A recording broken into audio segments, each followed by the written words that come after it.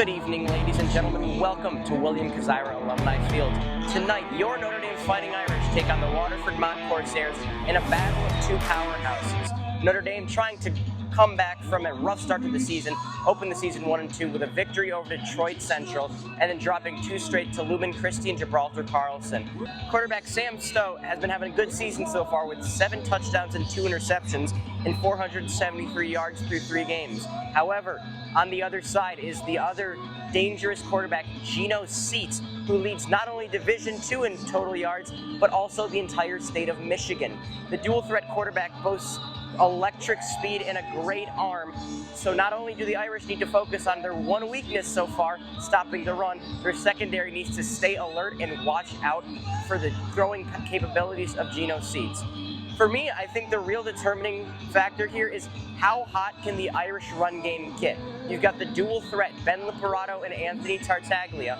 Ben brings the speed, Tartaglia brings the power, and they both have the capabilities to absolutely gash any defense, make long runs, and get the Irish downfield. Another danger that you can't forget about on the Irish side is senior quarterback and wide receiver Drake Roa. He has 3 touchdowns and 229 yards through 3 games.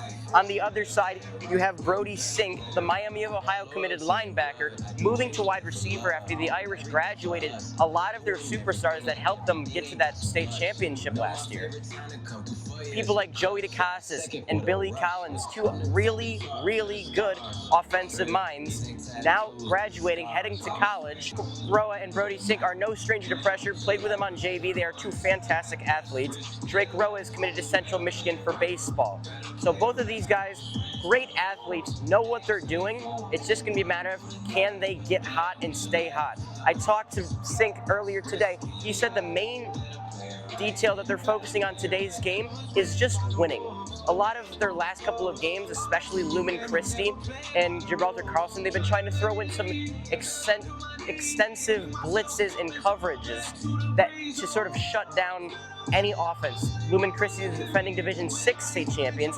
Gibraltar Carlson with a 4-star running back in Isaiah Wright, who's committed to Purdue, trying to shut them down and not let them get anything started.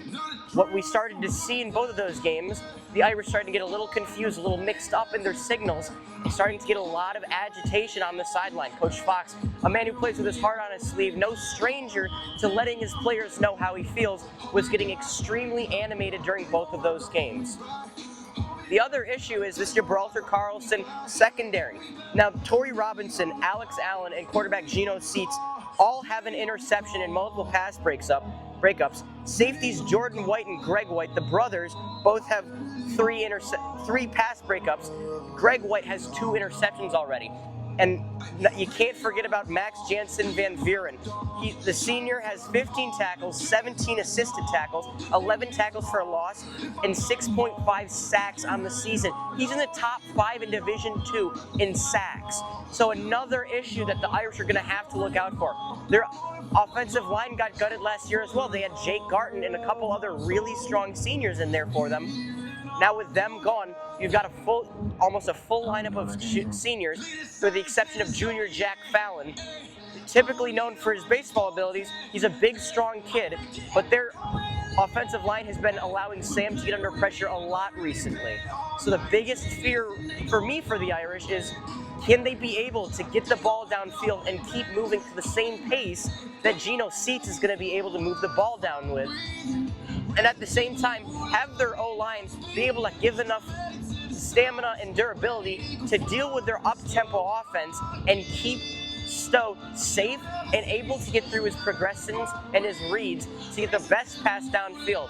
The Irish had an awful start to the game. They went down double digits pretty early. The one thing that started to kickstart them is a trick play. With a hook and ladder play, Drake Roa throwing a 35-yard pass to Brody Sink down at the 1, and Ben Liperato punching it in for them. In the second half, the Irish flipped the game on its back, scoring 14 straight points before eventually falling to Gibraltar Carlson 21-42. If they can play even close to how they did in that second half against Gibraltar Carlson, this is going to be a duel between 2 extremely offensively talented teams. So, We've got about 30 minutes till kickoff. The first half is going to be pre-recorded and we'll upload during halftime, and the second half ideally is going to be a live stream. This is going to be the start of a pretty consistent football live stream schedule. Most of these are going to be audio. If I can get permission from some other schools, we will go out and do some video. Should this be an Irish victory, I'll go down on the field, I'll get some interviews with some of the players, and we'll get you guys the best experience we can. From the Notre Dame Prep Athletics Broadcasting Channel, I'm Augie Villawan, and have a great day.